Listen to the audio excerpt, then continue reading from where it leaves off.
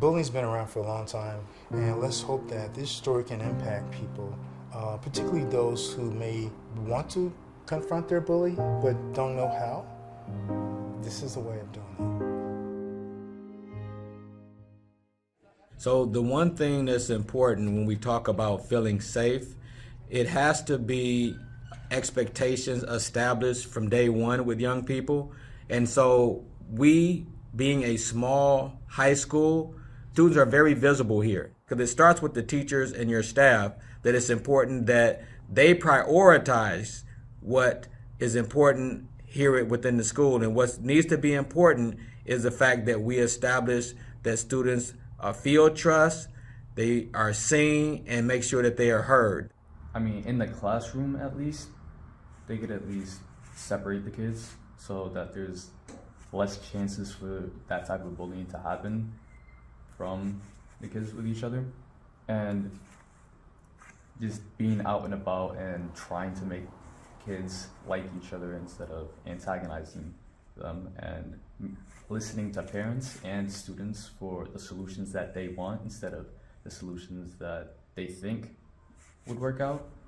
I don't really feel sick to my stomach. I kind of just try to avoid the situation. But this one kid just, I don't know what was up with him. Of course, I brought it up with my parents. I told them about it, and we went to the school administration to try to switch classes out. And of course, you know how school administrations is. Terrible. They do not like helping people out at all. So we tried telling them what was going on and asking for a class switch, and they were just like, our hands are tied. This is all we can do.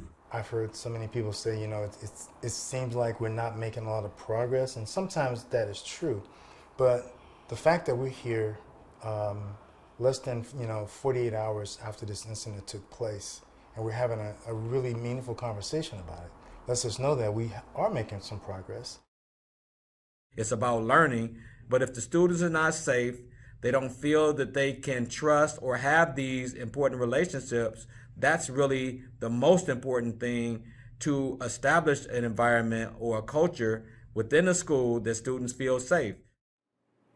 So technically, when I was in third grade, I usually go by my first name is Diogene, but I used to get, I always get bullied by my name and how I sound and how I look, like how much weight's on my body. It kept going on in third grade, and it kept going on during fourth grade, fifth grade, and sixth grade. Well, kind of in sixth grade, the bullying was kind of lowing down, it was about to stop, until this girl was saying no one's gonna date a fat girl, and it's just that I never said that to anybody, and I never stood up for myself like that until this happened.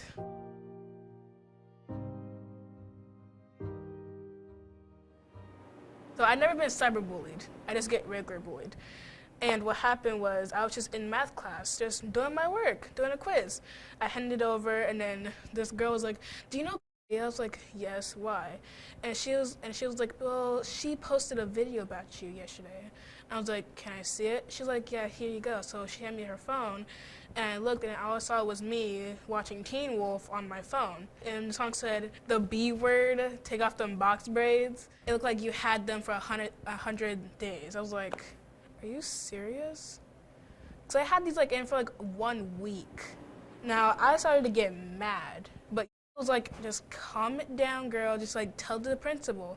So I did.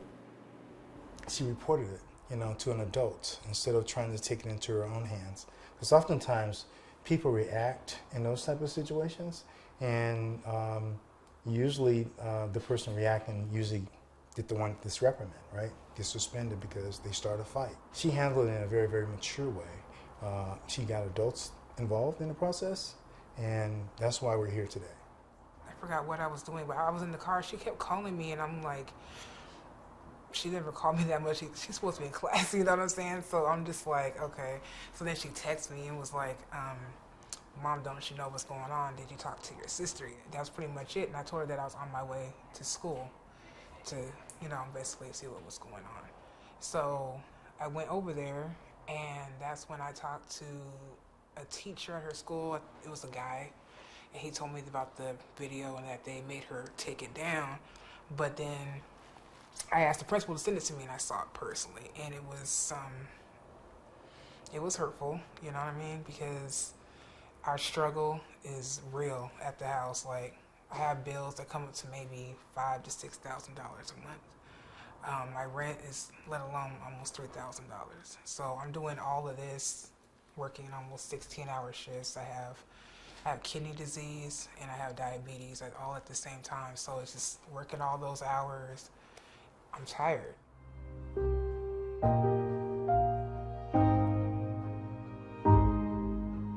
Sure. My name is Queenie Harris. I am one of the mentors for Seattle Care. What went through your mind when you first heard about what happened? I was concerned, but I also was very proud because it takes a person with a lot of courage and bravery to come immediately to say something, because most people in our community don't really say anything. They kind of let it fester into something big. So I was very proud of that, and I felt that she was very brave to come to me and to say like how she, felt and what was going on. But I also think it's important to just have that ongoing relationship to where they feel comfortable, not just in the classroom, but also personally too, on a different level, of just caring.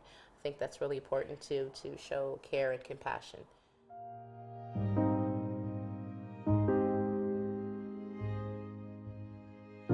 I've been the girl whose hair was messed up because maybe, my mom couldn't do it or whatever. But hair has just always been something that I like to do just naturally. I just always gravitated to it. As soon as I found out what was going on, it really wasn't even a thought. It was just like, okay, Katrice, so you're going to do her hair. When can you fit her in your schedule? It just wasn't, I didn't think twice about it. Like, there's no way that I could know somebody's hair needs to be done, or especially like someone is being teased because of their hair and I could do something about it. I just wish that people would know what kind of effect it would have on people, If you have a long-term trauma to bullying, who knows how long it's going to take for a person to recover from that, if a person ever recovers from it. And that's the last thing we would want anyone to experience or endure. Well, people that don't know me know that they don't know that I was bullied my whole life. So from middle school to high school, I was bullied. And I got bullied at school for my hair, my clothes, my teeth, everything. Anytime you talk to an adult, if they've been through some traumatic experience as a young person, they can tell you when it happened, what time it was when it happened, how long it is. So that tells you right there. Yeah, so it was November, and I pretty much just woke up. I got ready for school like I normally would. I'm pretty sure we had some type of finals and stuff like that, so there was people supposed to be putting on like skits and stuff like that, or you could write the assignment. There was like multiple ways to turn this specific assignment in. We were learning about slavery and stuff like that, and the last group pretty much decided to do a song. And I remember one of my classmates asking me, hey, can you film this? You know what I mean? Like, can you film this? And I'm like, okay, fine. Like, so I'm recording their song, and as soon as they start, like, I'm like, wait a minute, I'm a little uncomfortable. It was the old MacDonald song, but in a way of like talking about slavery. And they were saying things like, old MacDonald had a farm, E-I-E-I-O, like with a whip here and a whip there. And I'm like, okay, like, are you serious? Like, so it made me uncomfortable. I did text my mom and tell her about it, but I also emailed my teacher. I emailed my teacher to make, like, to ask, like, what's going on with that. I was pretty uncomfortable with that. Like, could that possibly not happen again? Like, I emailed him. It was Friday, so of course, like, he didn't really give me a response over the weekend and stuff. So, I asked other classmates questions and stuff. I'm like, how did you guys get to be able to do that? And they were pretty much like, we just had to have 3 black kids sign up on it. I don't know, they really came down really, really hard on me for saying anything about it at all. There was a school Snapchat story. They posted things about me on there. Like, I had people telling me to just kill myself. Like, it was just crazy. Like, you know, like unnecessary amount too. Like dang near the whole school hated me, and I'm like, oh, okay. Like, my breaking point came from like everybody, you know, telling me to just pretty much get over it and like be strong and stuff like that. And so on it was December 11th of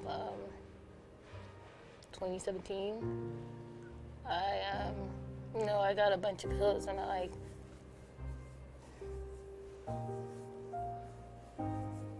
sorry.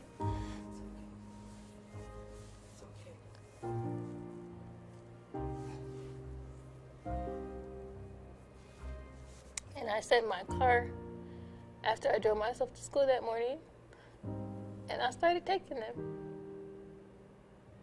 And you're telling me, like, I can't cry on your shoulder either because I'm supposed to be a strong black woman? Like, are you kidding me? Like, no. It's not fair. Like, and I just broke down. Like, I couldn't take no more.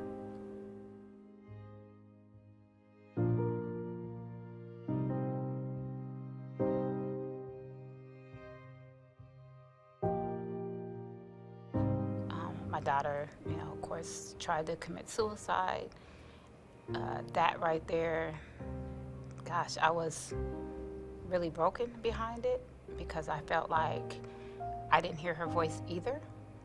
I am the strong black woman, and she taught me how to hear again and be able to hear the rest of my children, because the extreme, result of her being bullied, at some point I was like, just be done with it, or just don't listen to it. And, I expected that out of her because nobody really told me anything different. And not until those moments where I'm banging on my daughter's car window, calling 911,